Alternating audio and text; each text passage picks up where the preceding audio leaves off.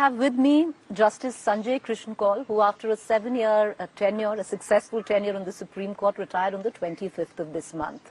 He himself has authored many path-breaking judgments, and today he joins us to possibly reflect on the institution that he belongs to, and in context of where it stands today and how it's perceived. Appreciate you joining us, sir. Thank you. Thank you for taking the time out. You're in truly retirement spirit in a Firan this morning. So what are the retirement plans? So, do things which I have not been able to get time to do. Spend more time with the family, especially my grandchildren, of which my children have a complaint. I didn't give them enough time. Travel is a hobby for me, and so I would wish to travel in the country, outside, see places where I have not seen. So lead the quintessential retired life. Yeah, and do some work to keep my mind occupied. Do some work. Now, will that work possibly entail Justice Kaul if the government offers you a government post? No. No? You're very clear, no. Yeah. I'm happy as I am. I would like to live a private citizen's life. I have many of these interests, so I don't think it fits in with my scheme of thought process what I should do. May I ask you a question, Justice Kaul? Then what are your views on possibly government appointments after retirement? Should there be a cool-off period? See, a constitutional position like a judge who has worked his way through should be able to take his call what he thinks is proper or not. Okay. So there are, for example, there are judicial posts. Now, I don't want to take them. Somebody else may be doing a service by taking them. That's his or her call. Whether to occupy a position offered, whether a judge should take, not take, whether what should be a cool-off period. It's a very individual call, I think. It just doesn't fit in with my scheme of things. It's not for you? No, it's not for me.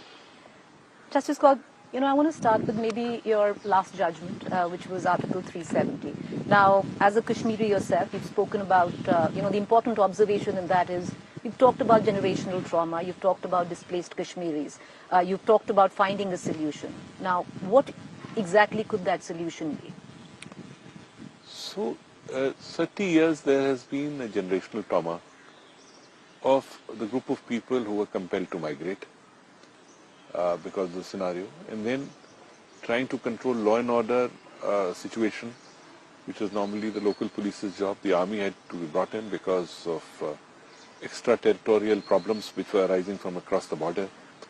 In that process, some people have suffered. So a whole generation has grown without understanding each other as they used to live. So my suggestion was that let there be acknowledgement of what has gone wrong, not from a criminal punitive point of view, but from appreciating that something. Let's not be in a denial mode this has not happened, or for the wrong reasons we say this has not happened. That is necessary for the people to accept that something like this happened, should not have happened. So there's also been criticism with the judgment, and that criticism possibly stems from the fact because there's a section which says it undermines federalism. Kashmir cannot be equated with any other part of the country, I believe. I don't think in any way it dilutes federalism for the south, the north, the east, the west. Kashmir was a peculiar problem by itself, politically. If you see how Kashmir came into India, it's a historical fact. So the amalgamation process into India was a slower process envisaged constitutionally, and that's how it began, and that's how it's carried on. Now, should it have occurred or should not it have occurred is something which was a political decision. And in our opinion, this was something which was in sync with the law. There will be, of course, different point of view. Every judgment carries a different point of view. That's what a debate is about. But 5 people in their wisdom thought that is how it should be done. That's all I can say. You talk about a debate in your retirement, Justice Kaul, you've reignited a debate which speaks of, the National Judicial Appointment Commission, where you've stated that possibly it was too early to strike it down, that it had merit. So this statement of mine is based on the experience I've seen in the post-NJC period. We had a 1950 to 1990 period where a particular mode of appointment used to take place. Chief Justice with the government in power. The collegium system was brought in judicially, for good reasons I believe. It worked well for a considerable period of time. At some stage, the political dispensation felt that they wanted to have a bigger role, and they brought in the NJC. NJC had its own problems. I'm not saying problems didn't exist, and that's why possibly it was set aside. Now, question is, should it have been set aside? Should it have been given time? Should it have been tweaked? Personally, my belief is it could have been tweaked by taking care of the biggest concern, which is that the appointment process should not result in a logjam or an overplay of the government role, because in a six-member committee, there were 3 judges. So, what if a 3:3 logjam occurs? That was the concern. If it was 5, even eminent lawyers said it could have been worked out. Maybe it's my thought that if it had been given, Chief Justice should have been given a casting vote in it. It could have maybe tweaked that problem by tweaking it. Law did not say so, but it would require judicial tweaking. After that, appointments must be made, would be the second stage. So why I say so? Because this period of time there has been certainly a feeling among the political class and the government that judges appoint judges, and therefore our role is being compromised. So, Justice Kaul, you'd say that the NGC was a good idea with modifications. Yes, it could have been modified. Now, as I said, one method was the whole NGC debate became, is this right or is that wrong? Instead of trying to find a path through. Maybe from the government side, it could have been said that some modifications could have worked out on suggestions. Maybe the judiciary could have permitted it to work for some time and then tweaked it, or tweaked it in the beginning. These are all possibilities in hindsight, I must say. But it could have, it would help in, I think, the appointment process. Okay. Seeing how it has ultimately worked out post the NJC being quashed. You know, judicial appointments have been controversial, but they've also been linked to the independence of the judiciary somewhat. You've yourself you've headed the collegium in High Court. You've been part of the collegium in Supreme Court.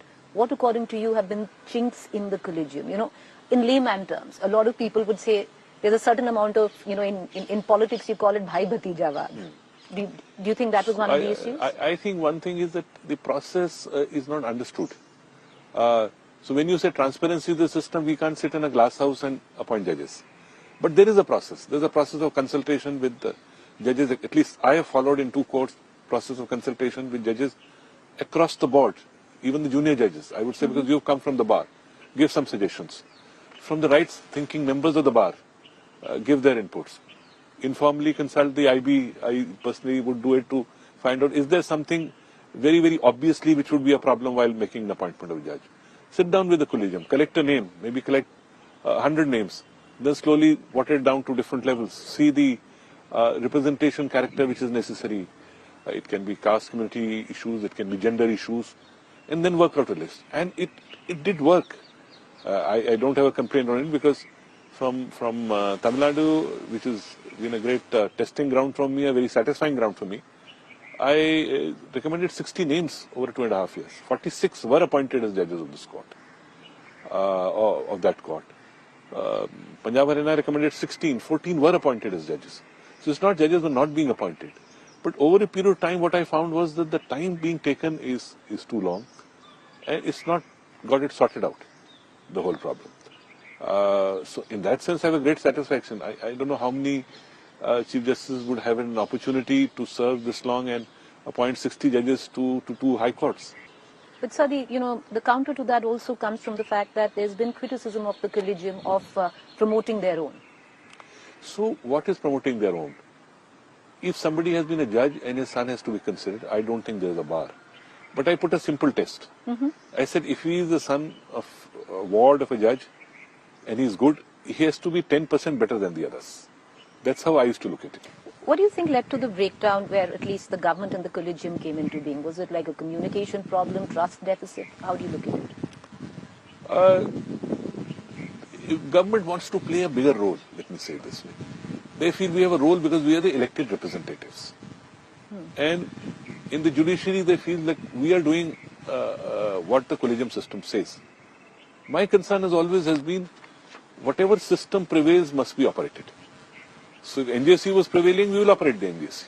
If a collegium system is prevalent and what is law of the land is laid down by the Supreme Court as the final arbiter. Now, if this is the law, then the appointment must go through this process. That's been a little, difference of opinion I've had at times with the government on this issue. You know, there's an old saying which goes on to suggest that if the judiciary is strong, the government's weaker. If the government's strong, the judiciary is weaker. How do you, in the current context, the government is strong. I'll rephrase it. Whenever there is always a little tough war which goes on, okay, it's bound to occur by the reason of space you occupy, because of the role the judiciary plays of a check and balance on an elected government. So wherever there have been coalition governments, judiciary may have forayed a little ahead. Wherever strong governments are, the pushback has been more. That's the historical part from 1950 onwards. Has there been a pushback with this government? Well, they want to play a bigger role, certainly. They feel that they are entitled to play a bigger role because they've been elected with a large mandate. I want to just move away now and talk about, in the recent past, there have been judgments, a number of judgments at that, be it marriage equality, be it the governor-state standoff, be it the Maharashtra politics, be it even what we spoke of, which was Article 370. When you look at the observations, they are so strong.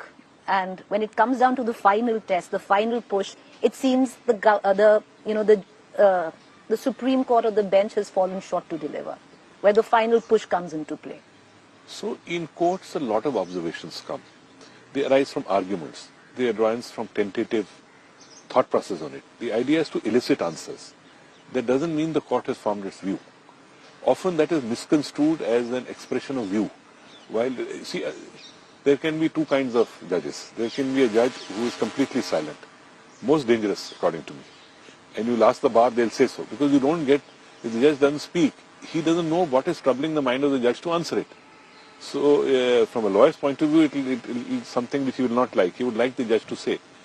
And if he says something, he has a chance to respond and reply. But a non-legal man may say, look, this is an expression of view which has taken place. Why is he backtracking on it? Also, it's not always, when a judgment closes, sometimes you have not made your decision. It has happened at times I have sat down to pen down a judgment and I said, look, let me take the view as I go on. As you dictate, as you structure the judgment, you come to a view.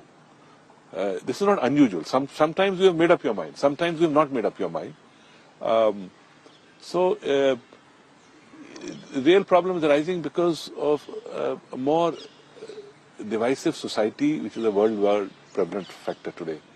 So this concept of either I am a bhakt or I am an opponent, or either my way or highway, creates this problem because judiciary is an arbiter.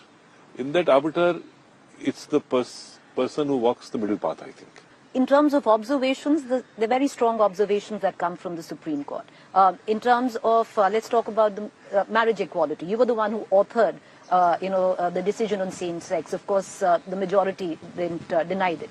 But the observations are so strong, but the deliverance, when it comes down to the verdict, is weak in perception. So there are a lot of social context cases. While some cases, like you pointed out, were socially relevant, the others are politically relevant. Yes, they are politically relevant cases. And in those cases, the pressures in those cases, inter-party becomes very, very strong. So what is happening, if you see, a lot of these political cases, day in, day out, are coming before the Supreme Court. In a way, it is taking away time, sometimes I feel, for the Ramlal versus Shamlal matter, the poor chap who is pending in this court for the 13, 14 years, he doesn't get the result of a small dispute, which is there. But that's the general scenario, and that's what my belief is, that those cases need to be also addressed. And the heat generated becomes huge from both sides. It is reflective in the court also, what happens from the two sides. So in some sense, this is part of political battles which have to be reconciled by the court, but it has a ramification of some aspects of political battles which have to be fought by the parties outside the court. So the reservation I have sometimes is, don't bring the political battle into the court, not in the sense of what needs to be adjudicated, but there are issues to be debated only on the political plane. Now, sometimes one government is strong, sometimes there are balanced governments of the opposition. Today we undoubtedly have very strong government at the helm of the affairs. But that's a solution the opposition has to find. But Justice Kaul, you've also said that the judiciary cannot occupy the space of the opposition, and you've said that a number of times. Yes. But the counter to that could also be that somewhere down the line the judiciary is the conscience keeper of the Indian Constitution. Absolutely. So therefore, where many cases come into question which are political in nature, and keeping in mind the political narrative outside, the solution would need to be found in the court. And that is where the criticism or the perception comes in, that the court, goes all the way till a point but fails to deliver in the final leg. The observations are all there, but the judgment isn't. So conscious keeper, yes, but it's not a conscious keeper of the oppositions, not a conscious keeper of the government, it's a conscious keeper of the Constitution. Now, in the implementation of the Constitution, particular paths need to be followed, to my mind.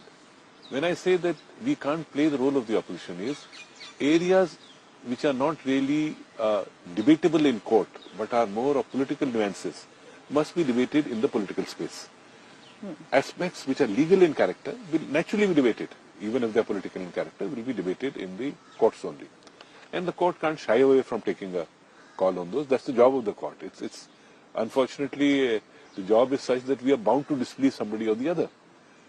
That happens whether in political space or otherwise.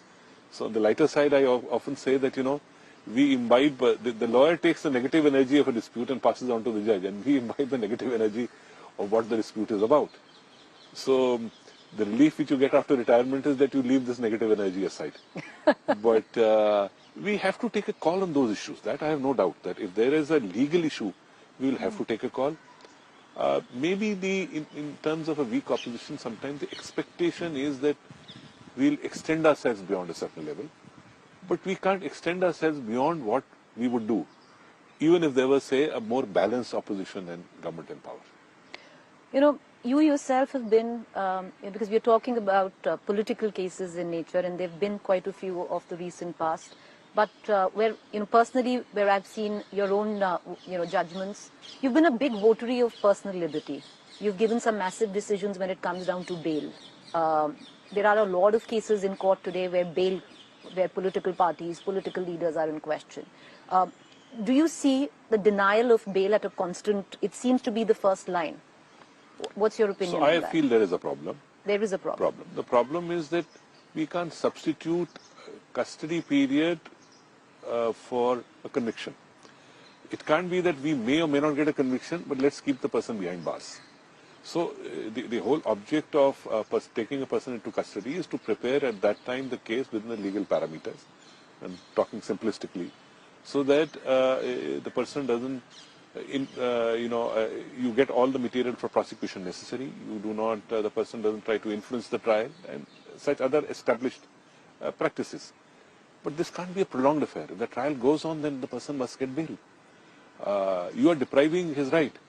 Tomorrow you don't get a conviction. How do you compensate him for the period he is in custody? So this whole culture that of a change from of a bail and not the jail was the rule. Are we evolving? I'm putting a question to myself. That the jail is the rule, the bail is an exception. I don't believe that's the correct position. So, Justice Kaul, it is disconcerting for you that right from the lower court to the top court, their denial of bail is the rule of thumb, at least with what we are seeing now. I am troubled by the way the bail jurisprudence is being handled. I am undoubtedly troubled by it. I don't know why the signals we have sent through various judgments still have not gone down to what we had expected it to be. I can only hope that the courts realize. In judicial academies, when I used to lecture, at times I used to tell them that if you think that giving dishonestly a bail is wrong, denying a bail is intellectual dishonesty, if you feel the man deserves bail. I'd ask you a leading question to this, which is in the political context, and you can choose it whichever way you'd want to answer it.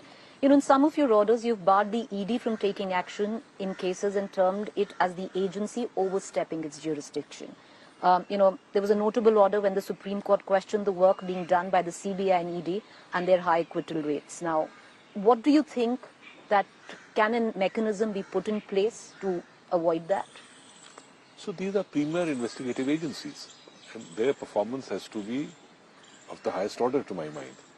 So, for example, I frowned upon appeals by government being filed belatedly. Very openly I have frowned upon it, dismissed appeals. And I have not encouraged citation of judgment of early 1980s in a land acquisition case because they were different time period. Today technology is available to everybody. So an efficient system must prosecute efficiently. That's my concern. If they prosecute efficiently, they'll see the result. If the results are not coming, is it not a matter for introspection from the government point of view? Why are we not completing the trial in the time we should, or getting the conviction rate which we should? I think it needs a rethink.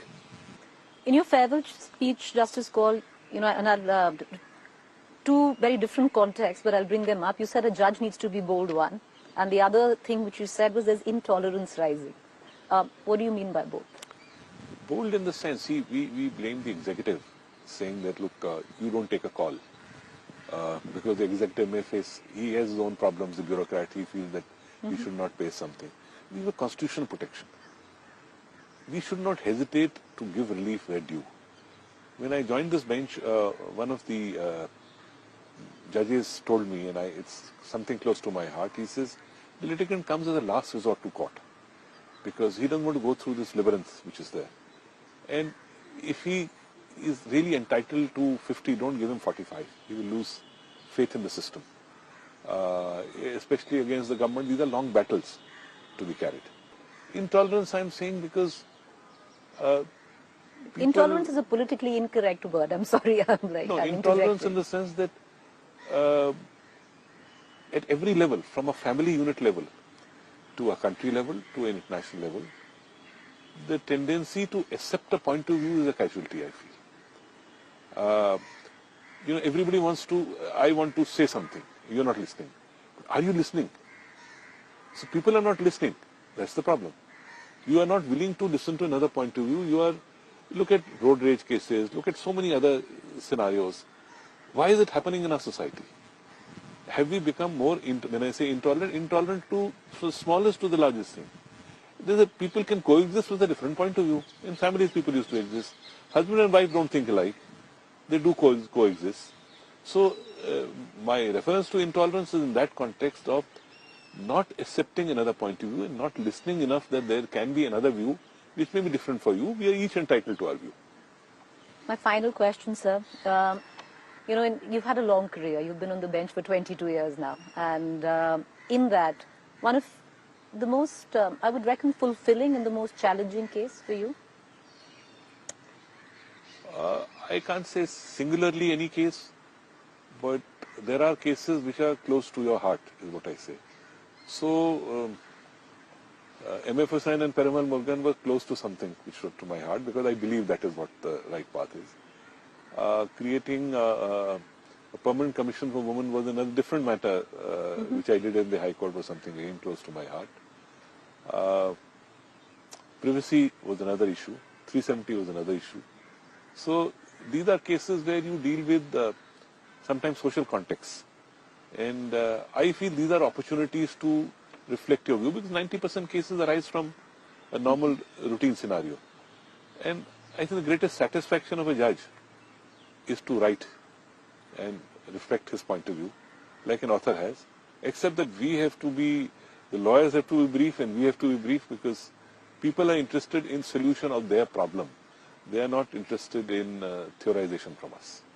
Justice Kaul, I wish you well and a blessed retirement, and thank you for joining us. And we do hope to see you in some form in public life because you've been so for so long. No, thank you. If there is something which I have to say, I'll say. Certainly. I have not hesitated on the bench, I think, to say what I feel to say. That I is don't correct. think, minus that, I will hesitate. Well, that is correct. And thank you for taking the time out for joining us on India Today. Well, that's it. That's a wrap with Anisha Mathur. This is Preeti Chaudhary in Delhi for India Today.